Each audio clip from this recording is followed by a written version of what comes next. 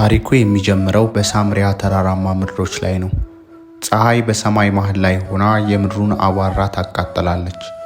ነፋሻማው አየር ጠፍቶ ሞቃታማው ንፋስ ብቻ የሚንቀሳቀስበት ሰዓት ነው። መንገዱ ጭር ብሏል። አእዋፋት እንኳን ከሙቀቱ ለመሸሸግ በዛፎቹ ስር ተሸሽገዋል። ይህ ሰዓት ለጉዞም ሆነ ለስራ የማይመረጥ ዓለም በጸጥታ የምትቀመጥበት የቀትር ሰዓት ነው።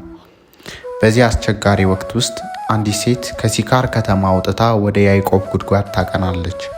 በትከሻዋ ላይ ባዶ እንስራ ተሸክማለች። የእርምጃዋን ፍጥነት የድካም ሳይሆን የጭንቀት ይመስላል። በፊቷ ላይ የዓመታት የህይወት ውጣ ውረድ፣ የብቸኝነት ጠባሳና የሰዎች ትችት የጣለው ጥላ ይታያል። ሌሎች ሴቶች በማለዳ ተሰብስበው እየሳቁና እየተጫወቱ ውሃ ሲቀዱ፣ እሷ ግን በብቸኝነት ይህንን የቃጠሎ ሰዓት መርጣለች። የሰው ዓይን ከመሸሽ በላይ የሚከብድ የነፍስ ጥም እንዳላት አታውቅም ነበር። የያዕቆብ ጉድጓድ ተራ የውሃ ምንጭ አይደለም።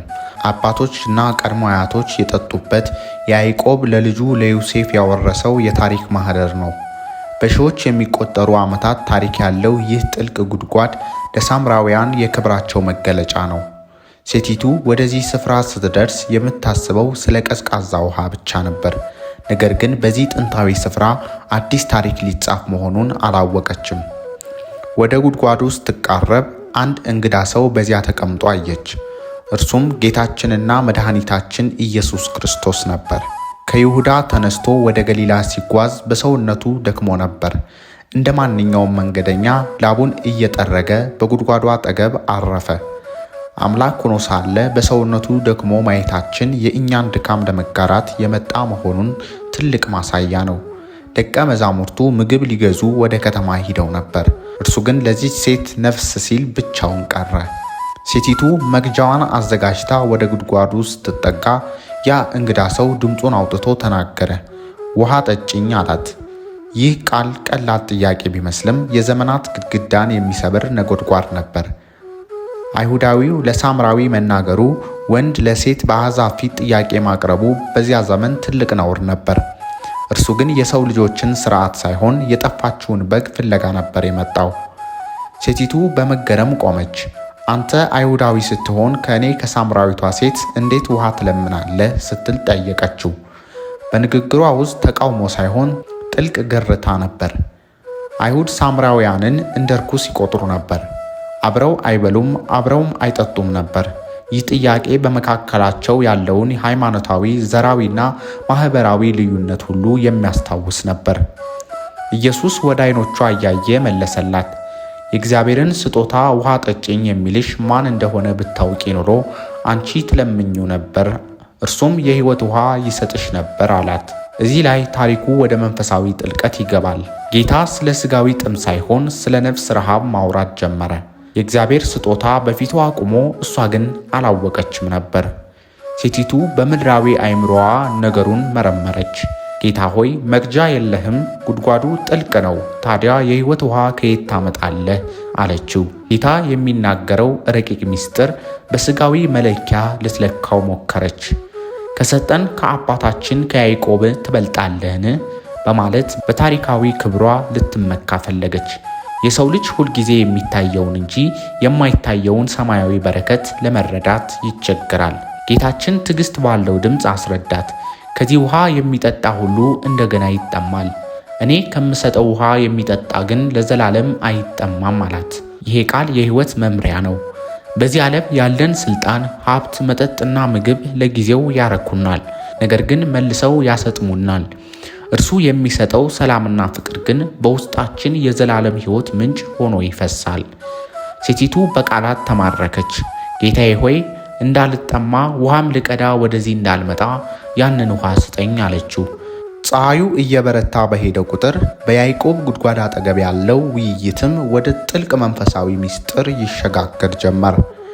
ሴቲቱ ያንን የማይጠማውን ውሃ ስጠኝ ብላ በጠየቀች ጊዜ ምድራዊ ድካሟ እንዲቀልላትና በየቀኑ የምታደርገውን አድካሚ ጉዞ እንዲያበቃ ነበር ምኞቷ። ጌታችን ግን የሰጣት መልስ ያልጠበቀችውና ወደ ውስጣዊ ማንነቷ የሚዘልቅ ነበር። ሂጂና ባልሽን ጠርተሽ ወደዚህ ና በይው አላት። ይህ ቃል በደረቅ ምድር ላይ እንደወደቀ መብረቅ በሴቲቱ ልብ ውስጥ ድንጋጤን ፈጠረ። ለዓመታት ከሰው ዓይን ስትሸሸግበት የኖረችው በብቸኝነትና በኀፍረት እንድትኖር ያደረጋት ትልቁ የሕይወት ቁስሏ ፊት ለፊቷ ተደቀነ። በጭንቀትና ድምጿን ዝቅ አድርጋ ባል የለኝም በማለት እውነቱን ለመሸሸግ ሞከረች።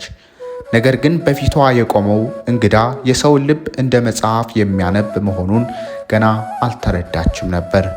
ኢየሱስም በርኅራኄ ተመለከታትና ባል የለኝም በማለትሽ መልካም ተናገርሽ። 5 ባሎች ነበሩሽ፣ አሁንም ያለሽ ባልሽ አይደለም አላት። በዚህ ቅጽበት በረሃው ውስጥ ታላቅ ጸጥታ የሰፈነ መሰለ። ሴቲቱ በድንጋጤ በቆመችበት ደረቀች። ማንም የማያውቀውን በከተማዋ ሰዎች ዘንድ በጥላቻና በሹክሹክታ የሚወራውን ሚስጥሯን ይህ እንግዳ ሰው እንዴት ሊያውቅ ቻለ? ውስጧን ታላቅ ፍርሃት፣ መገረም ወረረው። አሁን በፊቷ ያለው ተራ መንገደኛ አለመሆኑን አረጋገጠች። ጌታዬ ሆይ አንተ ነቢይ እንደሆንክ አያለው በማለት ለብርሃን መሰጠት ጀመረች።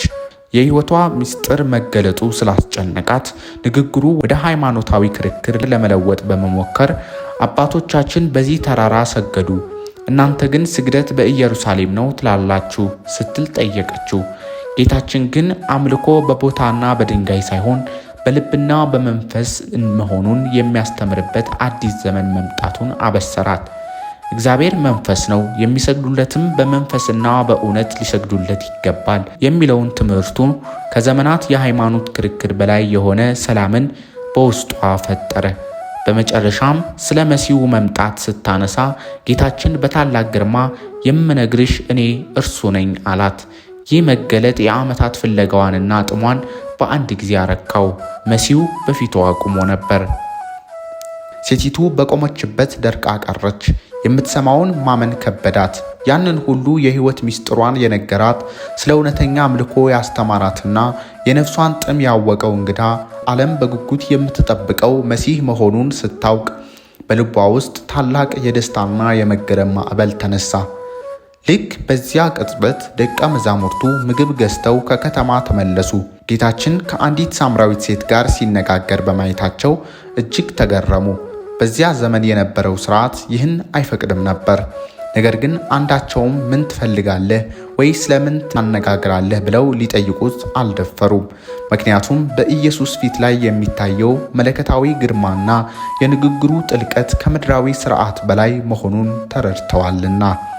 ሴቲቱ ግን አሁን ሌላ ሰው ሆናለች። የመጣችበትን ዓላማ፣ ትከሻዋ ላይ የነበረውን እንስራና ያንን የከበዳት ሥጋዊ ጥም ሁሉ ረሳችው። የያዘችው እንስራ በጉድጓዱ አጠገብ ትታ ወደ ከተማዋ በጥድፊያ ሮጠች። ይህ እንስራ የቀደመው ሕይወቷ፣ ኀፍረቷን፣ ሸክሟን የሚወክል ነበር። እሱን ጥለዋ መሄዷ ግን አዲስ ሕይወት ማግኘቷን ያሳያል። ወደ ሰፈር ስትደርስ የሰዎችን ፊት መሸሽ አቆመች። ይልቁንም ድምጿን ከፍ አድርጋ ለከተማው ሰዎች ሁሉ ያደረግኩትን ሁሉ የነገረኝን ሰው ኑና እዩ፣ እርሱ ክርስቶስ ይሆንን እያለች መጮህ ጀመረች። ንግግሯ በራስ መተማመንና በእውነት የተሞላ ስለነበር ሰዎች በመገረም ከቤታቸው ወጡ። ያቺ በኀፍረት የምትደበቀው ሴት ዛሬ የምስራች ይዛ መምጣቷን መላው ሲካር ከተማ አነቃነቀው። ሰዎችም ከከተማዋ ወጥተው ወደ ጉድጓዱ ወደ ጌታችን ወደ ኢየሱስ ክርስቶስ መምጣት ጀመሩ።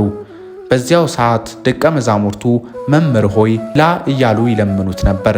እርሱ ግን እናንተ የማታውቁት የምበላው መብል ለኔ አለኝ አላቸው።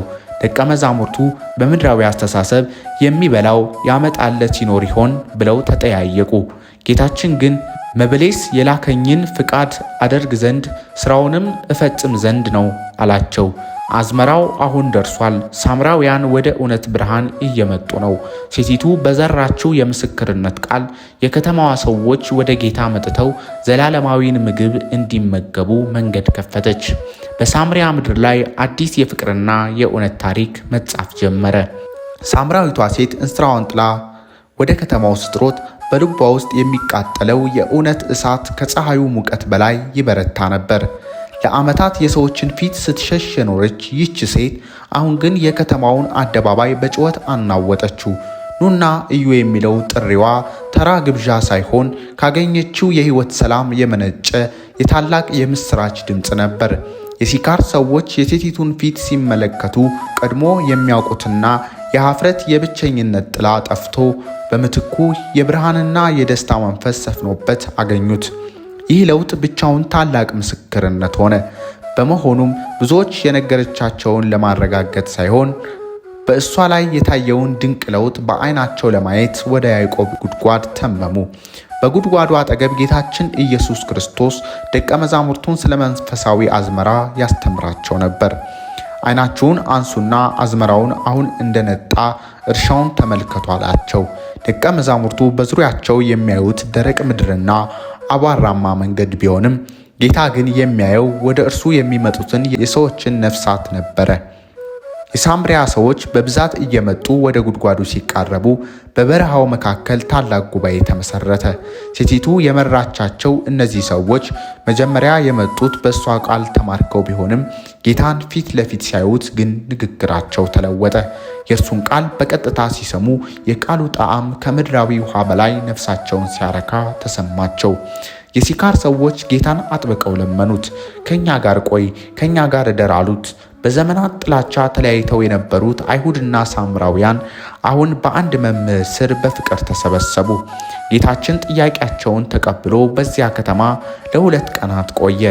እነዚህ 2 ቀናት ውስጥ የተደረገው ትምህርትና የፈሰሰው ጸጋ በታሪክ የማይረሳ ነበር።